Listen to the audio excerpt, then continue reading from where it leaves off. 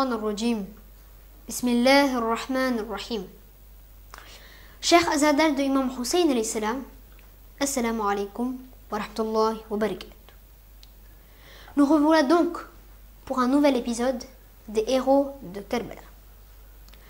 Aujourd'hui, nous allons parler d'un fidèle compagnon de Imam Hussein alayhi salam, nommé Habib ibn Mazahir alayhi salam. En effet, c'était l'ami d'enfance de Imam Hussein alayhi salam, à qui ce dernier avait fait appel lorsqu'il était entouré par l'armée de Yazid à Karbala.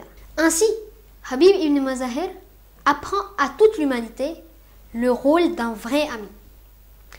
Des vrais amis seront toujours là pour nous soutenir, même dans les moments les plus difficiles de notre vie. En amitié, l'un essaie toujours de prendre les bonnes ou mauvaises habitudes de l'autre. Car le saint prophète sallallahu alayhi wa sallam nous l'a dit dans un de ses hadiths. L'homme est affecté par son ami. Il doit donc soigneusement le choisir. Donc, si notre ami est courageux, généreux et bon, donc petit à petit, nous deviendrons comme lui. Le contraire est aussi valable, car la plupart des gens se dévient du droit chemin à cause de leurs amis. Nous retrouvons dans le Saint-Coran, Surat Furqan, chapitre 25, verset 28. Allah subhanahu wa ta'ala qui nous dit que le jour du Qayamat, certaines personnes regretteront d'avoir eu de mauvais amis. Car en effet, c'est à cause d'eux qu'ils rentrent en enfer. Maintenant, voyons ensemble la personnalité et la biographie de Habib ibn Mazahir. Habib ibn Mazahir est né dans la grande famille des Bani Asad, au Yémen, 14 ans avant l'Hégire. Il était un des compagnons de Imam Ali alayhi salam et de Imam Hassan lors des batailles de Siffin, Jamal et Nehrawan. Après cela, il décida d'aller habiter à Koufa. Habib était l'une des premières personnes ayant signé la lettre des habitants de Koufa pour Imam Hussein alayhi salam. Malgré son âge avancé, le jour de Ashura, environ 75 ans, Habib était un guerrier vaillant, prêt à se sacrifier pour son imam afin de le défendre. Il était le commandant de l'aile gauche de l'armée de Imam Hussein alayhi salam. On avait dit précédemment qu'Imam Hussein était arrivé à Karbala le deuxième jour du mois de Muharram, 61 années de l'Hégire. Entre-temps, des soldats de Yazid arrivaient par milliers, déterminés à tuer le petit-fils du saint prophète. Bibi Zainab alayhi salam avait donc suggéré à Imam Hussein d'appeler des amis à l'aide.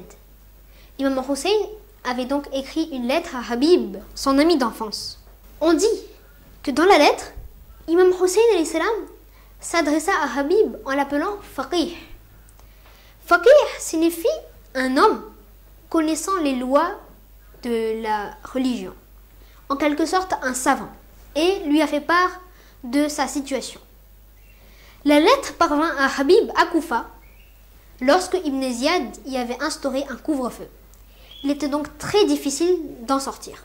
La lettre parvint à Habib à Koufa lorsque Ibn Ziyad y avait instauré un couvre-feu. Il était donc très difficile de sortir hors de la ville.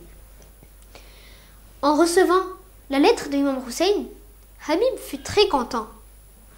Mais tout de suite après, la tristesse envahit son visage lorsqu'il apprit que les gens voulaient tuer le petit-fils du saint prophète. Habib prit donc la décision de quitter Koufa tard la nuit afin de passer inaperçu. Avec l'arrivée de Habib à Karbala, une sérénité est née dans le groupe de Imam Hussein alayhi salam. Et depuis ce jour, Habib ne quitta plus Imam Hussein alayhi salam. À chaque fois que Imam allait raisonner l'armée ennemie, Habib et Hazrat Abbas restaient toujours à ses côtés. À l'aube du 10 Muharram, la bataille débuta. Et les compagnons de Imam Hussein alayhi salam commencèrent à être tués l'un après l'autre. Au milieu d'une pluie de flèches, un compagnon de Imam Hussein alayhi salam lui rappela qu'il était l'heure de la prière de Zohr. Imam Hussein alayhi salam envoya alors un message à l'armée ennemie pour leur donner un répit afin qu'ils puissent accomplir la prière. Face à cette demande, un soldat de Omar ibn Saad a répondu que de toute façon, leur prière ne serait pas acceptée. En entendant ces paroles, Habib n'a pas pu résister et il demanda à Imam Hussein alayhi salam l'autorisation d'aller lui répondre. Habib s'avança donc sur le champ de bataille devant l'ennemi qui avait tenu ses propos et l'acheva sur le champ.